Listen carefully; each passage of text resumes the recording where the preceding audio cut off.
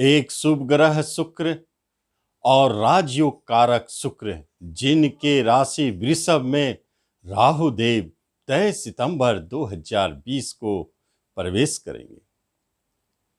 क्या शुभ फलाफल दिखाएंगे, जबकि मकर लग्न एवं मकर राशि के पंचम में बैठकर तीनों त्रिकोण पर अपनी शक्तिशाली प्रभाव छोड़ेंगे। राहु देव के गोचर के विषय में एक बात महत्वपूर्ण है कि गोचर में 3, 6, 10, 11 में राहु देव शुभ फल देते हैं और लग्न राशि से 12वें और अष्टम में अशुभ फल देते हैं। बाकी जगहों पर उनका फलाफल सामान्य होता है। वह निर्भर करता है उनके बैठने की स्थिति पर, राशि और नक्षत्र के प्रभावों पर। जो शुभता राजयोग कारक प्रभाव शुक्रदेव राहु देव को दे रहे हैं और तीनों त्रिकोण पर उनकी यह शुभत्व बरसेगी। यह शुभ फल राहु देव मकर लग्न एवं मकर राशि वालों को दिखाने वाले हैं, जबकि मकर राशि में शनि की 7.5 पूर्व से चल रही है। क्या हो सकता है कि ऐसे स्थिति में एक शुभ और एक अशुभ दोनों प्रभाव के बीच में राहु देव क्या प्रभाव दिखाएंगे? नमस्कार, मैं हूं ज्योतिषाचार्य राजेश। अपनी किस्मत अपने हाथ में आपका स्वागत है। आपसे निवेदन है कि आप इस चैनल पर पहली बार आए हैं, इसे सब्सक्राइब करें और बेल आइकन भी प्रेस करें। यह जो गोचर 5 और 11वें घर से बनी है, जहां राहु और केतु का एक्सिस रहेगा, इस स्थानों पर राहु केतु 23 सितंबर 2020 से 11 अप्रैल 2022 तक रहेंगे। क्या महत्व होगा इस एक्सिस और धुरी पर जब राहु केतु विचरण करेंगे, जो कि एक शुभ और राजयोग कारक ग्रह के राशि में है? सबसे पहली बात है, पंचम स्थान आपके बुद्धि, विवेक, एजुकेशन का है। क्या उसमें कोई परिवर्तन का संकेत है? निश्चित है, क्योंकि जब बुद्धि को राहु देव प्रभावित कर रहे हैं तो वह अपना कारकत्व और स्वभाव कहीं नहीं छोड़ेंगे। वह दिखाएंगे। परिवर्तन करना, उतार चढ़ाव दिखाना, यह उनका स्वभाव है। और पंचम बुद्धि, जहां गुप्त रहस्यों को जानने की क्षमता भी, इंट्यूशन पावर को बढ़ाने की क्षमता को भी वह दिखाएंगे। तो पंचम शिक्षा, परिवर्तन का संकेत, विषय में परिवर्तन का संकेत, निम्न स्तर से उच्च स्तर की ओर बढ़ना, यह शिक्षा के क्षेत्र में शुभता का संकेत। रिसर्च से जुड़े कार्य जो होते हैं, उसमें राहु देव का विशेष योगदान आपके शिक्षा के क्षेत्र में दिखेंगे। यह महत्वपूर्ण पहलू पंचम एक्सिस का है और एकादश लाभ जो लाभ देने वाले होते हैं। पंचम स्थान ही आपके एक ऐसे योगा योग का संकेत देता है जो आपके पूर्व जन्मों से जुड़ी है। पूर्व जन्म के पास्ट कर्मों को दिखाने वाले और शनि की 7.5 पूर्व जन्म के कर्मदंडों का फल देने वाला, ये दोनों का योग कुछ तो इस जन्म में आपको इस अवधि में पूर्व जन्म के झलकियों को भी दिखाएंगे कि आप क्या किए और क्या होने जा रहा है। यही परिवर्तन महत्वपूर्ण है। पंचम स्थान आपके संतान की है, सरकार का है, मंत्रणा शक्ति की है, शेयर सट्टों से लाभ की है और लॉटरी का भी है। राहु देव अचानक घटनाओं को जन्म देने वाले और शुभत्व को लेकर इस घर को प्रभावित करने वाले बन जाते हैं। तो अनायास शेयर सट्टों से भारी लाभ, लॉटरी का मिलना, ऐसे कार्यों जिसमें अचानक धन जाने और आने का योग बनता हो, उसमें राहुदेव आपको सफल बनाएंगे। संतान के तरफ से महत्वपूर्ण बात यह है कि उनके भविष्य को लेकर के कोई बड़े परिवर्तन का संकेत है। स्कूल बदलना, शिक्षा बदलना, या उनके विषय में बदलाव, या उनके सोच में बदलाव, जो अभी थे वह बदल के दूसरे क्षेत्र में जाने की चेष्टा करेंगे। लेकिन शुभत्व है, साथ साथ में यह वह अवधि है जिस अवधि में जिन्हें संतान की कामना है, पूर्व से प्रयासरत है, जिनको अभी तक संतान सुख नहीं हुई है, एक संतान हुए रुक गए और विलंब हो रहे हैं, उनके लिए यह अवधि बहुत महत्वपूर्ण है। आपकी इच्छा पूर्ति, इनकम और पंचम संतान का एक्सिस में राहु का होना संकेत है कि संतान सुख की प्राप्ति होने वाली है। भले ही इस अवधि में मेल फीमेल जो भी हो, वह संतान भाग्योदय कारक साबित होगा। इनकम स्थान पर लग्न से केतु देव का गोचर आपके लाभालाभ के बारे में बहुत अच्छे संकेत दे रहे हैं। बड़े भाइयों बहनों से लाभ का संकेत है। कोई साइड इनकम बिजनेस बनने के प्रबल संकेत है और साइड इनकम चालू होंगे। यह एक्सिस महत्वपूर्ण है। इस अवधि में कभी कभी आप पाएंगे कि आपके मन में, विचारों में एक ऐसी बात जन्म ले ली जो दूसरों के ऊपर व्यक्त करने पर आपको नाम, यश और लाभ की प्राप्ति हो गई। मंत्रणा शक्ति। राजनीतिक वर्गों के लिए तो यही अवधि है जो नए नए समाज के लिए, देश के लिए स्कीम बनाएंगे, योजना बनाएंगे जो हमारे लिए लाभदायक होगा। आगे देखते हैं, आगे राहु देव का यह गोचर हमारे जीवन में क्या फलाफल दिखाएंगे। एक बात तो तय है, राहु देव का गोचर जो सर्वप्रथम मृगशिरा नक्षत्र में जनवरी 2021 तक रहेगा और जनवरी 2021 से सितंबर 2021 तक रोहिणी नक्षत्र में और सितंबर 2021 से 11 अप्रैल 2022 तक कृतिका नक्षत्र में रहेंगे। इसका भी एक महत्व है।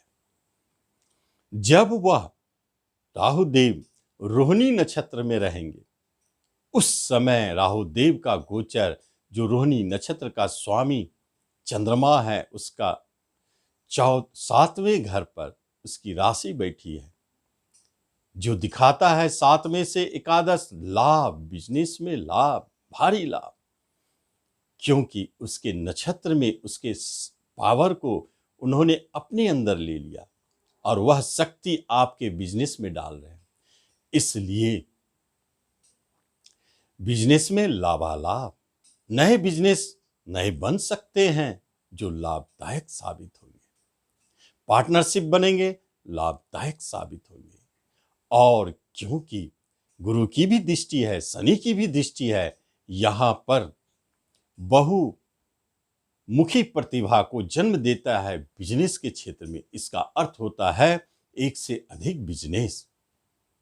विवाह का भी स्थान यही है, वैवाहिक सुख का भी स्थान यही है। इसके लिए तो 1 वर्ष तक गुरुदेव आपके विवाह के लिए बहुत शुभ योग बनाए।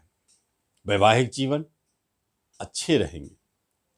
नए विवाह के लिए एक प्रमुख बात है गुरुदेव की कृपा, जो नवंबर 2020 से नवंबर 2021 के मध्य दिखेगा, उस अवधि में विवाह होंगे। लेकिन उन विवाहों को राहुदेव सफलता देंगे।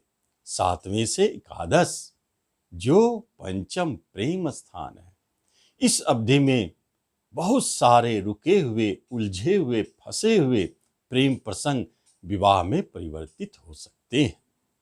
यह एक महत्वपूर्ण संकेत है। विवाह तो होंगे अचानक और वह विवाह लाभदायक रहेगा। आगे देखते हैं, वही अष्टम घर के नक्षत्र सूर्य के नक्षत्र में राहु देव जो सितंबर 2021 से अप्रैल 2022 के मध्य रहेंगे, इस अवधि में एक बहुत महत्वपूर्ण बात है। सूर्य के प्रभाव, जो सूर्य अष्टम घर का स्वामी है, अष्टमेश है, सूर्य के प्रभाव को लेकर के अपने से कर्म स्थान 10वें गोचर शुभ जो पंचम है, वहां एक योग बनता है गूढ़ विद्या से जुड़ी हुई, अध्यात्म से जुड़े हुए, तंत्र मंत्र से जुड़े हुए और धार्मिक अनुष्ठान से जुड़े हुए लाभालाभ सफलता का संकेत भी है, क्योंकि अष्टम और पंचम जुड़ता है, आपके पूर्व जन्म के कर्मों को दिखाता है राहुदेव। और इस अवधि में आपके धर्म परिवर्तित हो सकते हैं। आपके विचारों में अभी तक आप नास्तिक थे, तो इस अवधि में आप भगवान को मानने वाले हो जाएंगे और आध्यात्मिक और धार्मिक जीवन में प्रवेश करेंगे। यह एक महत्वपूर्ण परिवर्तन है। लेकिन अष्टम घर पैतृक संपत्ति का है, वहां से कर्म स्थान को दिखाता है शुभाशुभ, कि आपको इस अवधि में जो पैतृक संपत्ति संबंधित विवाद झगड़े हैं समाप्त होंगे और उसकी लाभ प्राप्ति होगी। कभी कभी अचानक, यह तो उतार चढ़ाव और उत्थान पतन का भी घर है, लेकिन पतन की जगह पर उत्थान आपको कर्म रोजगार के क्षेत्र में बड़ी ऊंचाई को भी दिखाते हैं। शुक्र के घर में बैठे हैं राहुदेव, कर्मेश, इसलिए कर्म का फल तो देंगे ही और कर्म में ऊंचाई तो दिखाएंगे ही।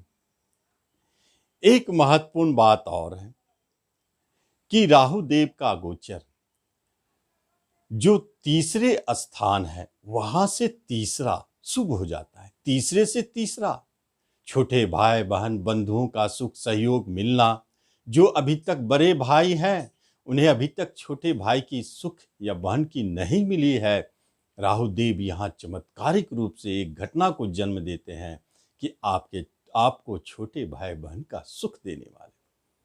जो भी हो, यह परिवर्तनकारी समय है। पंचम संतान घर है, यहां तो आ रहे हैं और लंबी छोटी बड़ी यात्राओं में आपको लाभ। वह यात्राएं शिक्षा से जुड़ी हो सकती है और वह यात्राएं आपकी किसी मनोकामनाओं से जुड़ी हो सकती है, या सरकारी किसी कार्य से आप लंबी यात्रा करते हैं। सरकार का इस अवधि में आपके ऊपर काफी कृपा रहेगी, इसलिए टैक्स से जुड़े हुए या सरकारी कोई दंड आपके ऊपर चल रहे हैं तो उससे आप मुक्त होने वाले हैं। आगे देखा जाता है तो आपके 12वें घर से छठे घर, यह क्या संकेत है? 12वां विदेश घर है, खर्च का घर है, चैन सुख का है, हॉस्पिटल का है। तो यह क्या दिखाते हैं? क्या वहां कुछ ऐसे योग बनते हैं जो मेडिकल, हॉस्पिटल, नर्सिंग, हॉस्पिटल से जुड़े कार्यों में है, उनके लिए तो बहुत अच्छा संकेत है और डॉक्टर के लिए बहुत अच्छा संकेत है। उन सब क्षेत्रों में राहुदेव आपको काफी मदद पहुंचाएंगे। जो बाहर जाना चाहते हैं उनके लिए भी ठीक है, लेकिन जो बाहर में पुरुष से रह रहे हैं उनके लिए बहुत लाभदायक समय है। वहां उन्हें लाभ की प्राप्ति होने वाली है, प्रमोशन मिलने वाले हैं। जो अपने देश से बाहर कार्य करते हैं, बिजनेस करते हैं, उनके लिए शुभ संकेत है। अब देखना है राहु देव का अशुभ गोचर आपके लिए क्या संकेत लेके आए हैं। जब छठे से 12वें क्या संकेत छोड़ते हैं, यहां एक महत्वपूर्ण बात है। शत्रु आपके लिए परेशानी का कारण बनेंगे, विवाद झगड़ों की स्थिति उत्पन्न हो सकती है, वहां खर्चे बढ़ेंगे। साथ साथ में किसी तरह के रोग आपको ऐसे हैं जिन पर बराबर धन व्यय होता रहेगा, क्योंकि राहुदेव की दृष्टि भी आपके लग्न पे है, जहां रोगों को जन्म देने की क्षमता होती है। 1 वर्ष तक तो वहां बहुत अच्छे योग बने हुए हैं, लेकिन राहुदेव तो अपना प्रभाव दिखाएंगे। इस अवधि में ही उनकी दृष्टि से आपके विचारों में परिवर्तन आए। कभी कभी भारी उतार चढ़ाव और कभी कभी ऐसे कार्य कर बैठे जो आप खुद परेशान हो गए कि यह क्या कर बैठे। तो यह लग्न शरीर का क्षय होना, रोग का बढ़ना, चोट चपेट का होना, यह सारे स्थिति राहुदेव के अशुभ प्रभाव में है, दृष्टि के कारण और 12वें गोचर के कारण। किसी तरह के विवाद आपको परेशान कर सकते हैं, ऋण का भार बढ़ सकता है जो आपके लिए परेशानी बनी रहेगी। यह स्थिति पहला गोचर का अशुभ संकेत है। दूसरी बात है कि दूसरे गोचर राहुदेव कहाँ दिखाते हैं? जब कर्म से अष्टम, सबसे अशुभ स्थान अष्टम, जो कर्म में उतार चढ़ाव, कर्म की हानि, जॉब में परेशानी, जहां आप कार्य करते हैं वहां काफी परेशानी, बॉस से परेशानी, आपके नीचे कार्य करने वालों से परेशानी, ये दिखने लगेगा। क्योंकि शनि की भी दृष्टि आपके कर्म स्थान पे है। नए जॉब प्राप्ति के लिए तो अति संघर्ष करवाएंगे। उसके उपरांत आपकी दशा अंतर्दशा मजबूत है तो आपको मिल भी सकती है, लेकिन वहां उस अवधि तक आप खुशहाल नहीं रहेंगे। कोई कर्म बदलता है स्वतः से या आप बदलते हैं इस अवधि में, तो वहां भी परेशानी महसूस होगी। कर्म के क्षेत्र से आपको शुभ संकेत नहीं दिखते। अब राहुदेव का दृष्टि भी तो आपके भाग्य स्थान पे है। इस मामले में भाग्य आपको साथ नहीं दे रहे हैं। और राहुदेव की दृष्टि आपके लग्न पे है। इस मामले में आपको शरीर भी साथ नहीं दे रहा है। कभी शरीर की अस्वस्थता के कारण कर्म में विघ्न बाधा, यह संकेत है। भाग्य भी साथ नहीं दे रहे हैं, यह संकेत है। पिता की स्थिति में परेशानी, यह भी योग बनी है। और कभी कभी कोई लंबी यात्रा बाधित और टलती हुई दिखती है, लेकिन यात्रा में सफलता मिलेगी क्योंकि विदेश घर से छठे बैठे। तो यह राहु के गोचर के प्रभाव थे।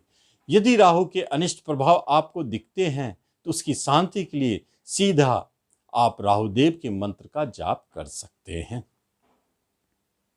या किसी योग्य ब्राह्मण पंडित से करवा सकते हैं, या नहीं तो आप दुर्गा 32 नाम का प्रतिदिन 11 बार पाठ करें, क्योंकि पंचम राहु पूजा पाठ के माध्यम से शांति प्राप्त कराएगा। तो आप इस तरह से राहु के फलाफल का लाभ लें। धन्यवाद।